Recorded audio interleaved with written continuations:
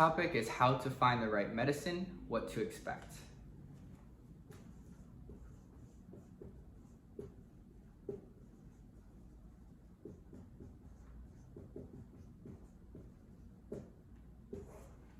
Medicine, what to expect, right? So again, you may not even need medicine. Hopefully you don't.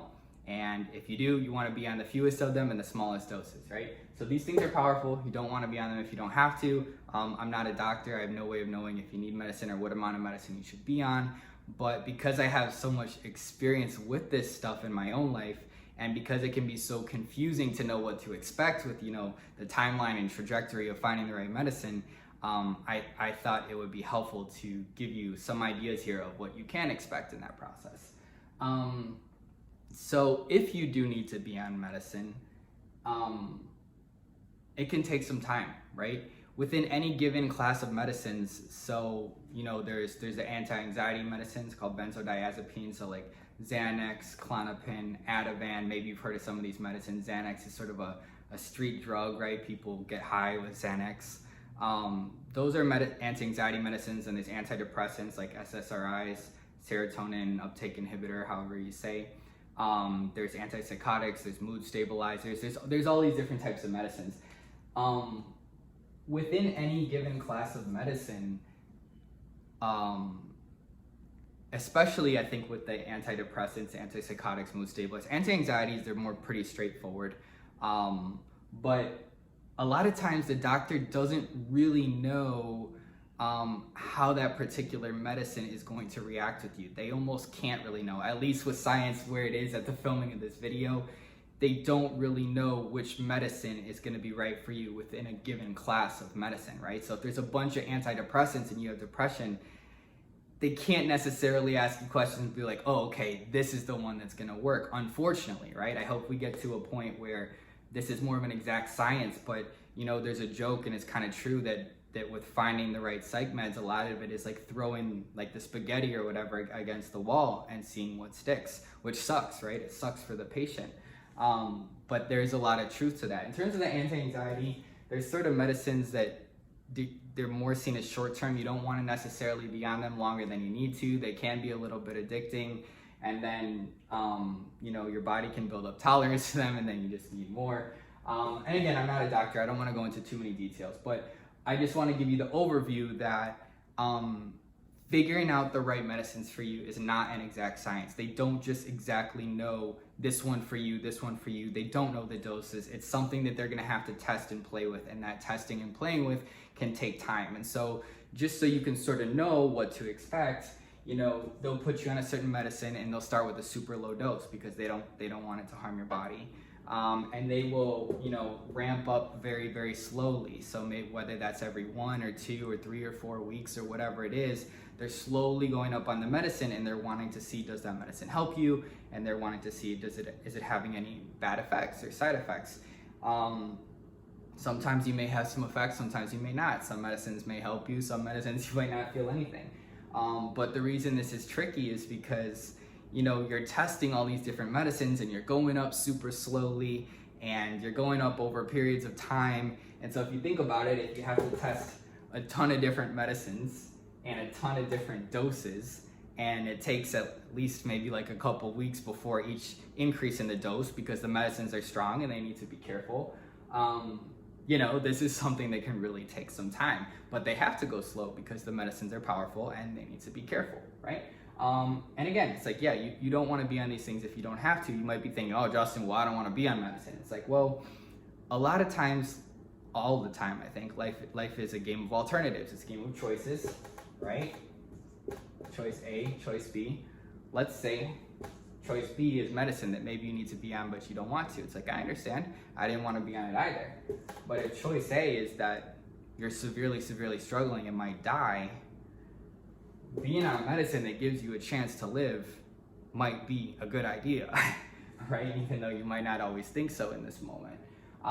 So you might need to be on it. Not fun, but if it gives you a chance at life, then it's worth it. I think another important point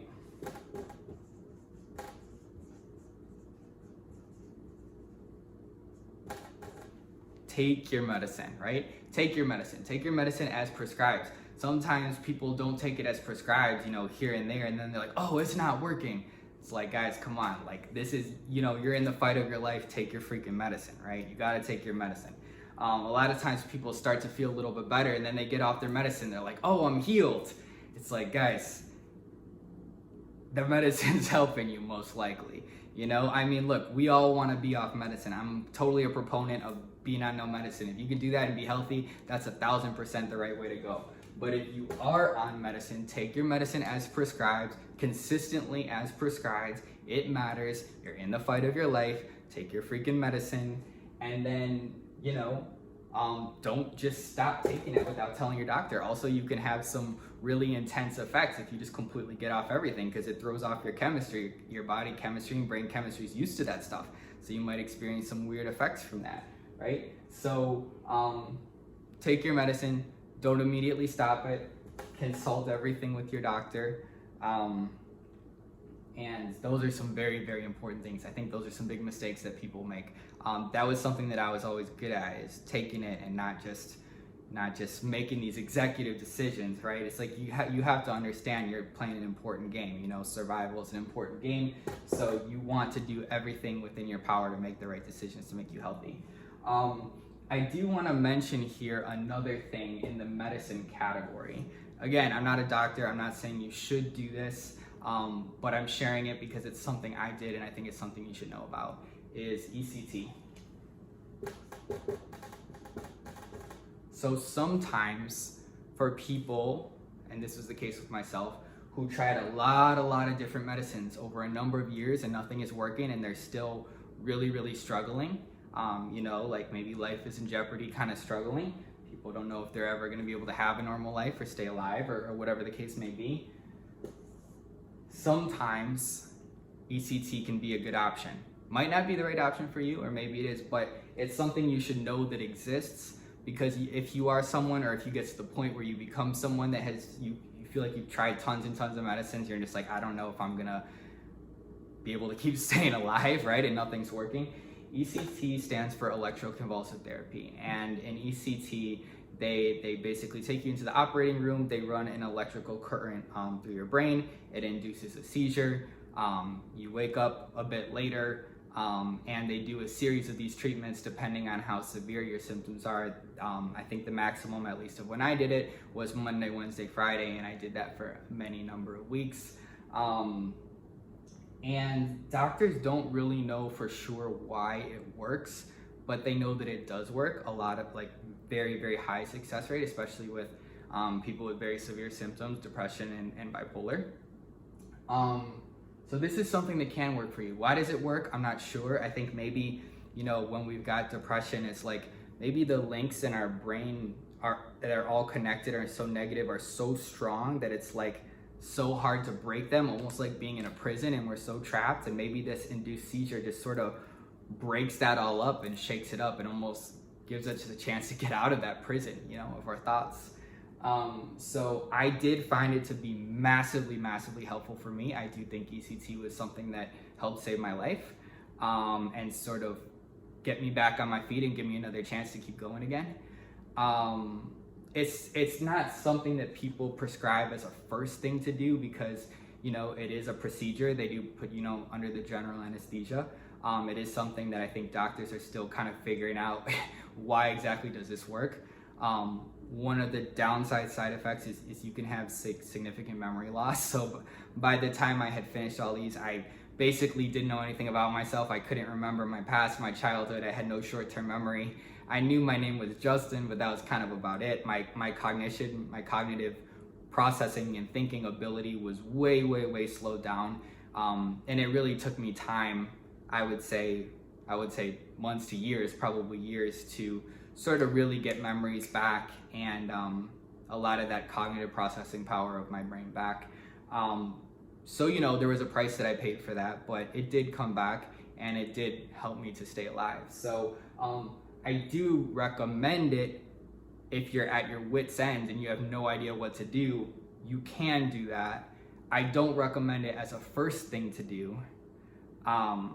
And again, I'm not a doctor, so don't take my recommendations, but know that this exists. Know it's an option for you. It's good to know that it exists. So this is a little bit of what you can expect medicine-wise. Might not need it, you might need it, you might find something really fast, it might be a long journey. It's not an exact science. The reason it's a long journey is for all the reasons we described, right? There's all these medicines to test, all these doses, and you have to do all that slowly to be careful with the body. Take your medicines, don't stop taking it out of nowhere. ECT exists if you need it as more of a last resort thing, but it can really work. And this should give you a little bit of an overview, a non-medical overview going in of like, okay, cool, you know, this is a little bit what this process is like, and you can be mentally prepared for it to be a long process, and as well as prepared of like some of the mistakes you shouldn't make and some of the last resort options you have. So we're gonna move on to the next thing.